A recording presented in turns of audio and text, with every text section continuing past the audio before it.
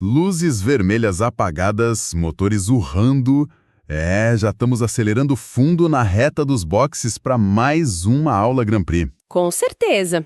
E a corrida de hoje traz um enigma histórico fascinante sobre como a juventude americana transformou dois criminosos implacáveis em heróis de cinema. Isso aí. E, vamos ver as armadilhas de vocabulário que o nosso piloto enfrentou ao tentar decifrar essa lenda, né? Aqui no rádio é o professor Paulo e olha, com a técnica certa de um lutador e a tangência perfeita do kart, a gente vence qualquer obstáculo nessa pista.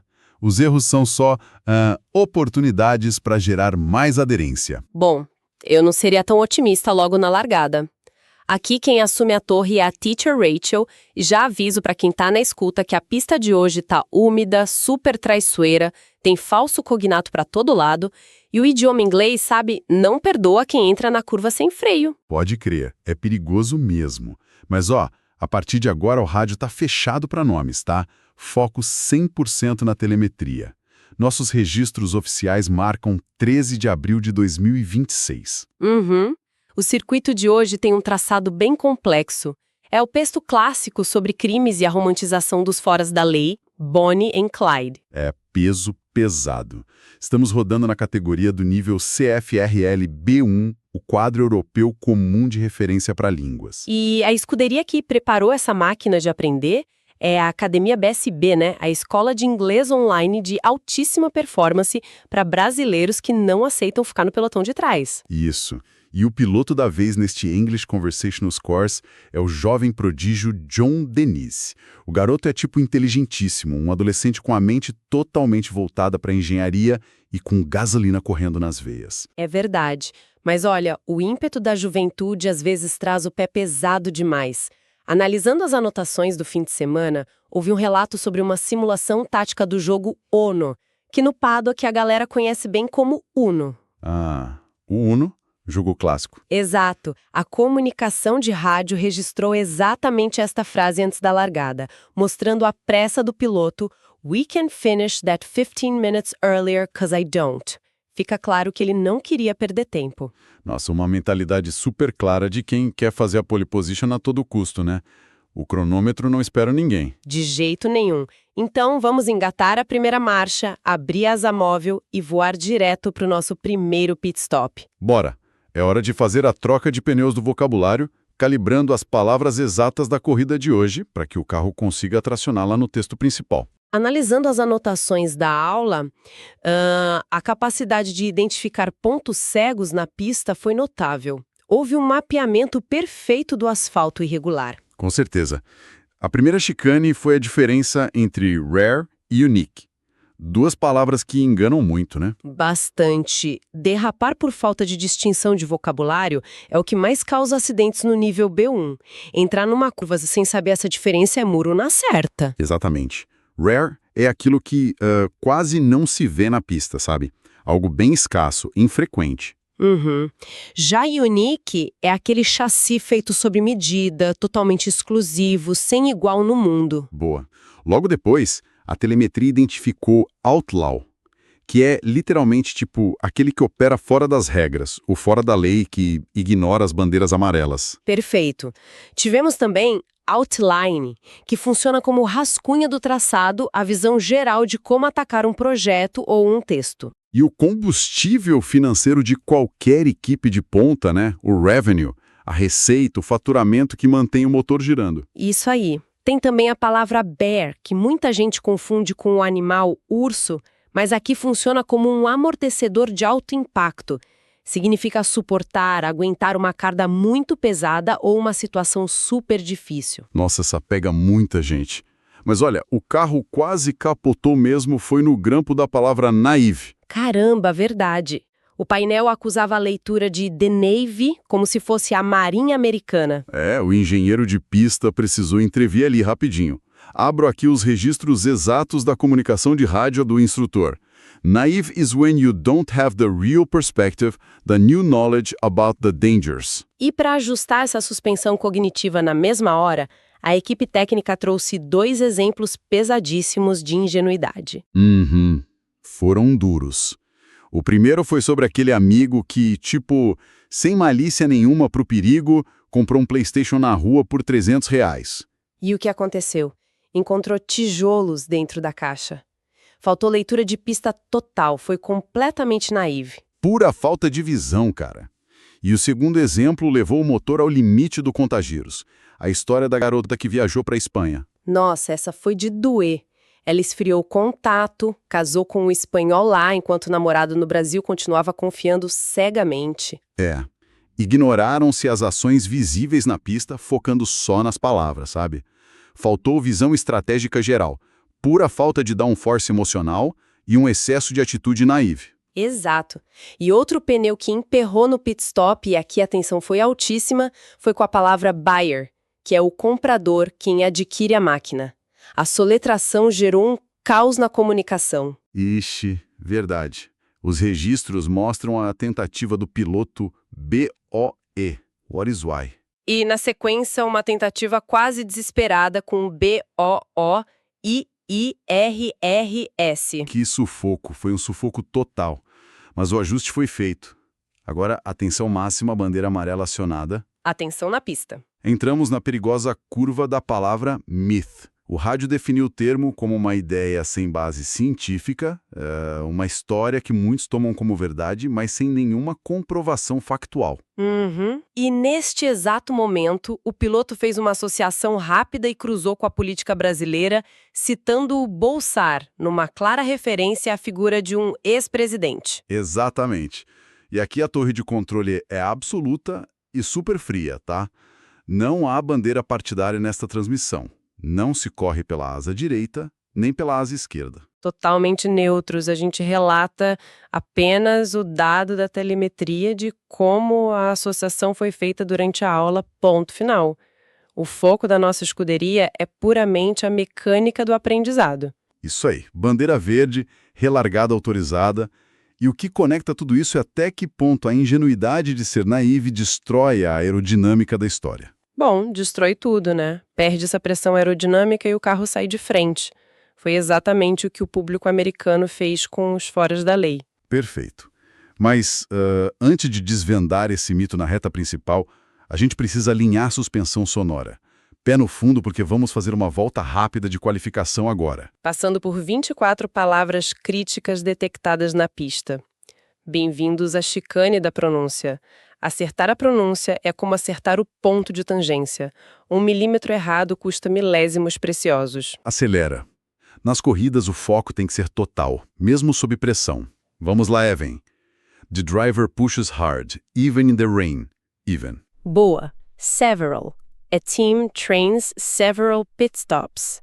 Several. Perfeito. Icon. He is a massive racing icon. Icon.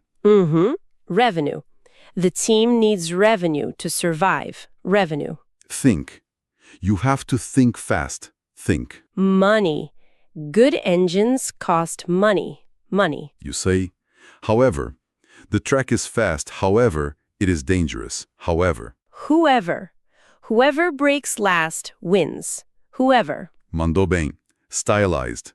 His helmet is highly stylized. Stylized. Myth. An unbeatable car is a myth. Myth. Math. Telemetry is pure math. Math. Exato. Truth. The stopwatch shows the truth. Truth. Culture. The racing culture is intense. Culture.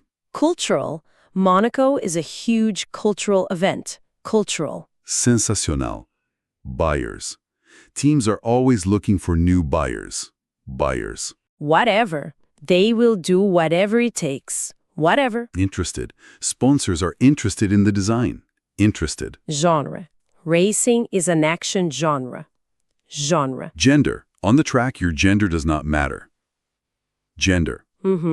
Film noir. Night races look like a film noir. Film noir. Period. The turbo era was a crazy period. Period. Known. That corner is known for crashes. Known. Fechando. No.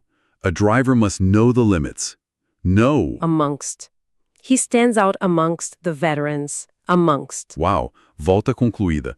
Tangência perfeita, chicane superada e o motor tá suando limpo.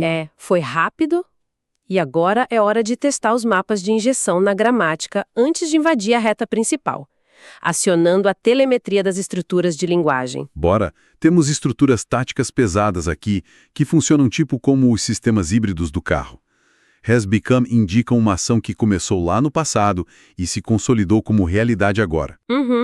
E tem It could be stylized to mean, que mostra como uma estratégia pode ser maquiada ou estilizada para transmitir uma ideia bem específica. Isso. O famoso carte blanche é a liberdade total de pista, a carta branca irrestrita mesmo. Exato. E o conector as well as, que funciona perfeitamente como o assim como ou bem como, unindo forças no carro. Fazendo um rádio de equipe aqui, simulando a comunicação tática, olha só. Aviso da torre. O ego nas pistas has become um problema gravíssimo. O fato de a diretoria ter dado carte blanche não significa que as ordens de parada podem ser ignoradas. E o piloto responde: chefe, negativo. Essa manobra agressiva could be stylized to mean o puro espírito de um campeão. E no final das contas, isso beneficia a nossa posição no Mundial de Construtores, as well as a exposição global dos nossos maiores patrocinadores. Confia no traçado. É bom que o traçado traga resultados mesmo, senão o chassi vai parar no muro. Com a mecânica validada, é hora de abrir a asa móvel e despejar toda a cavalaria no texto principal. Exato. Entramos na reta principal. É o confronto entre realidade e ficção em Bonnie and Clyde. Essa é a hora de tirar tempo no cronômetro. Leitura agressiva do texto, curva a curva. Acelerando, that is when most think of Bonnie and Clyde. They think not of Bonnie and Clyde, but rather of Faye Dunaway as Bonnie and Warren Beatty as Clive. Continua. The movie image has become the reality. And while everyone knows the movie image is not the truth, Americans are smart enough to know that the 1967 film Bonnie and Clyde does not tell the story of Bonnie and Clyde so much as an ideal of what their story could be stylized to mean. Pé no fundo. However, Americans are also naive enough to simply not want to separate the reality from the myth, and the true intent of Bonnie and Clyde's version of disinterest and disillusionment from the world led to their capers, and that a Robin Hood sense of right and wrong further spurred them on. Parando nos boxes para um debate estratégico imediato. Olha, olhando para esses dados, enxerga-se um lado muito sombrio na pista. A realidade é que Bonnie e Clyde eram criminosos cruéis e sanguinários, cara. Sim, a pista da vida real é bem dura. Total. O texto crava muito bem o diagnóstico. As pessoas são naive enough to simply not want to separate the reality from the myth. Existe uma ingenuidade brutal em romantizar a tragédia, ignorando que os roubos e mortes aconteciam por pura ganância, atropelando as regras básicas da sociedade. Bom, eu concordo. Mas é preciso analisar a aderência cultural dessa máquina antes de julgar tão rápido. Eles se tornaram ícones justamente pelo impacto sociológico absurdo da época, sabe? Como assim? O texto aponta que as ações deles ganharam traços de um Robin Hood sense of right and wrong, um senso de justiça à la Robin Hood. Havia uma desilusão econômica paralisante com o mundo durante a Grande Depressão. A economia estava o caos. Exato. Então a lenda, o mito, gerou um espírito de rebeldia que a juventude desesperada precisava para continuar acelerando. É o embate eterno do fato frio contra o mito inspirador. Um mito bem perigoso, né? Mas vamos continuar a leitura e ver como isso moldou o cinema? Bora! By the mid-1960s, Hollywood was in the process of changing. As outlined in Peter Biskind's Easy Riders, Raging Bulls, and several works by Jeff King and Robert Kolker, the studio system was dying. Films about traditional heroes standing up for the American way were no longer selling tickets. Eu pego o vácuo, and just as rock and roll and politics were moving toward protest and new ways of thinking, so too were the young ticket buyers. Studio heads looking for a new revenue offered young directors carte blanche to do whatever they saw fit. These new directors mostly were educated in film school and interested in new film techniques from French cinema, as well as the classic dark genres in American films, especially film noir and Westerns. Leitura cravada no limite da pista. E agora chegou a hora da análise técnica de compreensão do texto, hein? A telemetria vai mostrar se o significado das curvas foi realmente absorvido pela galera. Vamos analisar a fundo os temas abordados nas 8 questões levantadas. Bora lá. Logo no começo, a questão 1 testa a habilidade de integração de conhecimento, e a resposta é a letra E. Fica evidente logo no primeiro parágrafo a grande ironia da história. O público combina de forma quase imperceptível o fato real com a versão higienizada do filme, né? Exato. As pessoas sabem que a tela do cinema não é a verdade histórica, mas agem de forma super naíve, preferindo a estética do mito à dureza dos fatos. E mergulhando nas ideias principais e detalhes, na questão 2, a resposta é a D, porque pede a exceção. Isso. Um erro comum é achar que os jovens diretores buscavam inventar novos gêneros cinematográficos do zero, e a telemetria do texto desmente isso. Afirma-se que havia um interesse enorme nas técnicas francesas, mas a base era o resgate dos gêneros escuros e clássicos americanos, como o filme noir e os westerns. E sobre o impacto de Bonnie e Clyde, na questão 3, focada também em ideias principais, a resposta B é evidência clara na leitura tática do terceiro parágrafo. A obra não foi apenas mais um filme. Ela funcionou como a faísca de ignição que ajudou a criar e consolidar todo o movimento da nova Hollywood. Abriu caminho para uma nova forma de fazer cinema, né? E olha, outro ponto sensacional de integração de conhecimento. Agora na questão 4, a resposta C. É a análise sobre a escalação do ator Warren Beatty. A chegada dele no projeto mudou a aerodinâmica do roteiro. A história original era muito mais dura, mas com o Beatty assumindo o volante de Clyde, o personagem foi moldado para se tornar um charming bumbler, um trapalhão charmoso. Deixando a obra com um tom inesperadamente mais cômico, pode crer. Passando para a engenharia das palavras, né? O setor de estrutura e ofício na questão 5. A resposta D aborda a expressão spurred them on. Na mecânica da frase, isso significa puramente encorajamento, um forte incentivo. A lenda dizia que esse pretenso senso de justiça social atuava como combustível, estimulando eles a continuar acelerando pelo caminho do crime. Loucura, né?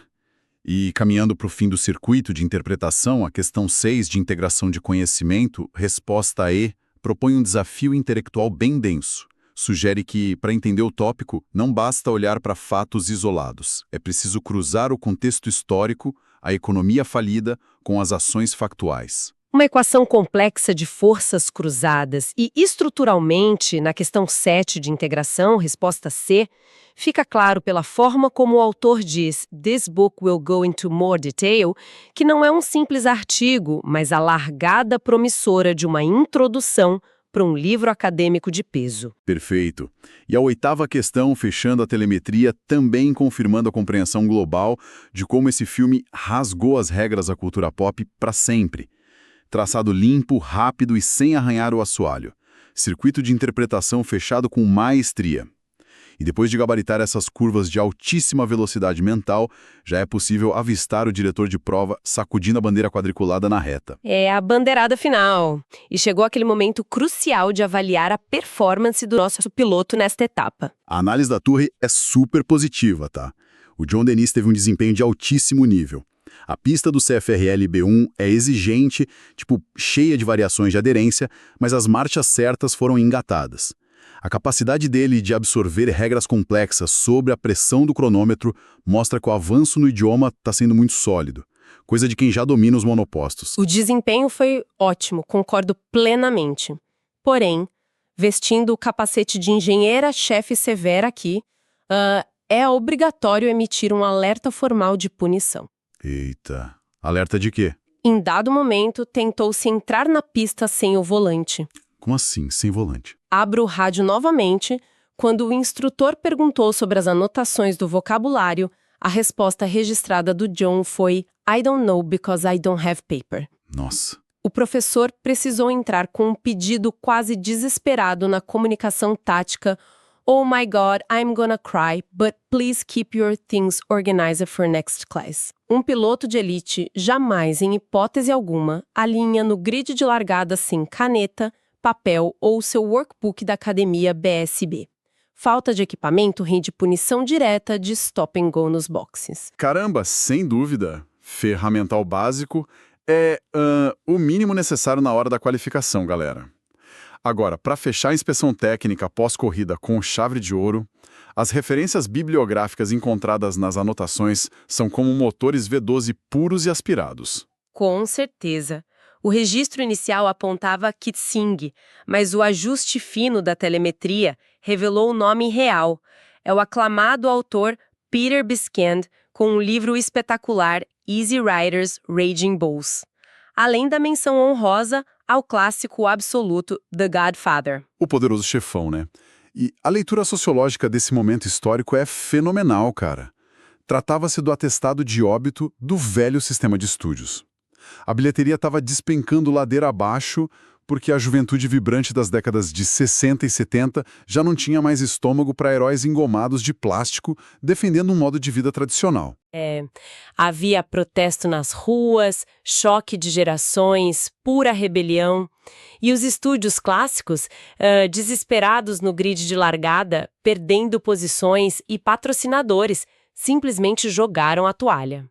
A solução foi dar carte blanche, liberdade total, para moleques recém-saídos das escolas de cinema assumirem o controle da máquina. E foi assim que a nova Hollywood rasgou a reta de chegada, sabe? Isso traz à tona um conceito fascinante da física automotiva, o arrasto aerodinâmico, o famoso drag. Drag? Como assim? Na pista, a resistência do ar parece uma força completamente inimiga, tentando segurar e frear o carro a cada milissegundo. Mas os grandes engenheiros não brigam com ar, sabe? Eles pegam esse mesmo vento que machuca e o direcionam para gerar downforce, empurrando o carro contra o chão para garantir aderência extrema na curva. Genial! Hollywood fez exatamente isso. Pegou o atrito constante e a resistência brutal de uma juventude americana rebelde, desiludida, e transformou isso em força de tração, criando a era mais incrível e corajosa da história do cinema. E essa metáfora se aplica perfeitamente à pista do aprendizado do inglês. Totalmente. Na posição de quem estuda, o idioma estrangeiro cria atrito, né? Gera erros constrangedores, soletrações difíceis, pronúncias que derrapam na grama. Mas o segredo é usar essa resistência constante a favor do projeto, garantindo que os pneus colem na pista para ganhar velocidade lá na frente. Perfeito. O lendário comendador Enzo Ferrari tinha uma frase célebre nos boxes: "A aerodinâmica é para pessoas que não sabem construir motores." Boa. Obviamente, ele estava sendo extremo na sua paixão pela mecânica, mas aplicada ao aprendizado, a essência é libertadora. A casca polida da gramática perfeita importa muito pouco se o motor pulsante da comunicação não girar alto e não entregar a mensagem. A essência vital de se fazer entender sempre terá prioridade sobre a carenagem impecável. Que manobra sensacional na última curva do campeonato. Para todos os amantes da velocidade e da fluência que acompanharam esta telemetria rigorosa de hoje, o conselho da equipe técnica é um só. Não deixem o motor esfriar no pit lane. Continuem acelerando fundo e buscando a próxima marcha. E como sempre, cravamos no rádio da equipe diretamente do lugar mais alto do pódio, com o troféu nas mãos. It is not only about the language, It is all about communication.